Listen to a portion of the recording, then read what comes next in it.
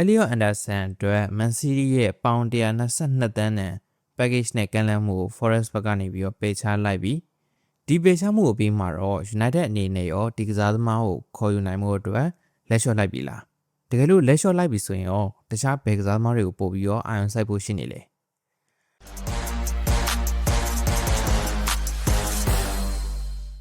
အားလုံးမင်္ဂလာပါ Manchester is Red Channel နဲ့ပြန်လည်ကြိုဆိုလိုက်ပါတယ်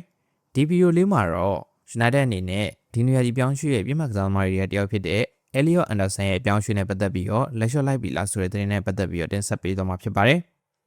လက်ရှိနောက်ဆုံးအခြေအနေအရဆိုရင် Elliot Anderson ကိုအထူးစိတ်ဝင်စားနေတဲ့ Man City အသင်းဘက်ကနေပြီးတော့ဒီကစားသမားအတွက်တော်လေးများပြားတဲ့ပြောင်းရွှေ့ကြီးတရဖြစ်တဲ့ပေါင်122တန်းနဲ့ package တစ်ခုနဲ့ကန်လန်းခဲ့တယ်ပြောင်းရွှေ့ကြီးပေါင်106တန်းနဲ့ S1 အနေနဲ့16တန်းအထိပါတဲ့ package တစ်ခုဖြစ်တယ်ဒါပေမဲ့ Forest ဘက်ကတော့ Elliot Anderson အတွက်ဒီထက်များပြားတဲ့ပြောင်းရွှေ့ကြီးတရက်ကိုအလိုရှိနေလို့သိရတယ်ဒီအတွက်ကြောင့်မလို့လေ Man City တင်ရဲ့ဒီပေါင်122တန်းနဲ့ package နဲ့ကန်လန်းမှုကိုပယ်ချလိုက်တယ်ဒီအခြေအနေကိုကြည့်ချင်းအဖြစ်လက်ရှိ Elliot Anderson ကိုစောင့်ကြည့်နေတဲ့အသင်းတွေမှာပါဝင်နေတဲ့ United အနေနဲ့လေဒီကစားသမားကိုခေါ်ယူနိုင်မှုဆိုတာမဖြစ်နိုင်သလောက်ကိုဖြစ်သွားတဲ့အနေအထားဖြစ်တယ်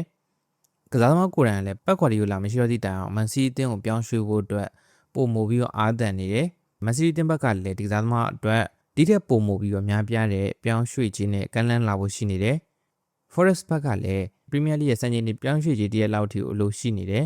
ဒီချိန်မှာဆိုရင် Man City အသင်းအနေနဲ့လည်းပေါင်တန်း130လောက်အထိကိုတိုးမြင့်ပြီးတော့ကန်လန်းရဝယ်ရှိနေတယ်ဒီချိန်တွေကြောင့်ပဲလက်ရှိ United ရဲ့အနေအထားအရဒီကစားသမားကိုခေါ်ယူနိုင်မှုကမဖြစ်နိုင်တော့တဲ့လောက်ကိုဖြစ်သွားပြီလက်ရှိ Ineos ရဲ့အနေအထားအရလည်း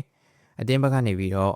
ရန်စီကြီးရဲ့ကစားသမားမျိုးတွေဆိုတာထက်အသင်းနဲ့ကိုင်းညီပြီးတော့အသင်းရဲ့ budget နဲ့လည်းတင့်တော်တဲ့ကစားသမားတွေကိုပုံမှုပြီးတော့အလိုရှိနေတဲ့ပုံစံမှာရှိနေတယ်ဒီအတွက်ကြောင့်ဒီနေရာဒီပြောင်းရွှေ့ကာလမှာ Elliot Anderson ရဲ့အပြောင်းရွှေ့နဲ့ပတ်သက်ပြီးတော့မိထားလိုက်ပြီလို့တော့ပြောလို့ရတယ်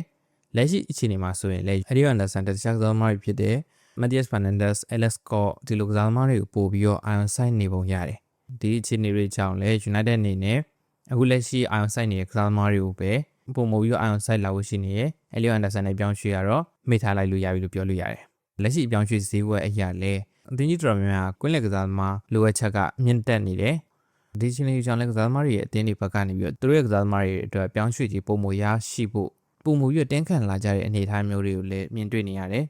United အနေနဲ့လည်းဒီလိုမျိုးအခက်အခဲတွေကိုကောင်းကောင်းမွန်မွန်ကြော်လွှားနိုင်မှုလိုအပ်တယ်လက်ရှိဒီနေရာဒီပြောင်းရွှေ့မှာဆိုရင် Ederson ခေါ်ယူခဲ့ပြီးဆိုရင်လာမယ့်ရာသီ United အတွက်လုံလောက်မှုရှိတဲ့အပြောင်းရွှေ့တစ်ခုမဟုတ်သေးဘူး United အနေနဲ့လည်းဒီထက်ပုံမများပြပြီးတော့ဒီထက်ပုံမအရေးသွေးရှိတဲ့ကစားသမားတွေကိုအနည်းဆုံး2ယောက်လောက်အထိကိုခေါ်ယူနိုင်မှာပဲလာမယ့်ရာသီ United အနေနဲ့အောင်မြင်မှုတချို့ကိုမျှော်လင့်နိုင်မယ်လို့ထင်တယ်ညီကိုတို့လက်ရှိ United ရဲ့အပြောင်းရွှေ့အခြေအနေတွေနဲ့ပတ်သက်ပြီးတော့ဘယ်လိုမြင်လဲElliot Anderson ရဲ့ပြောင်းရွှေ့နဲ့ပတ်သက်ပြီးတော့လက်လျှော့လိုက်တာမှန်ကန်တဲ့ဆုံးဖြတ်ချက်လို့မြင်လားဆွေးနွေးပေးကြပါအောင်ဒီဗီဒီယိုလေးတော့ဒီလောက်ပါပဲနောက်ဗီဒီယိုတွေမှာပြန်လည်ဆုံတွေ့ကြတာပေါ့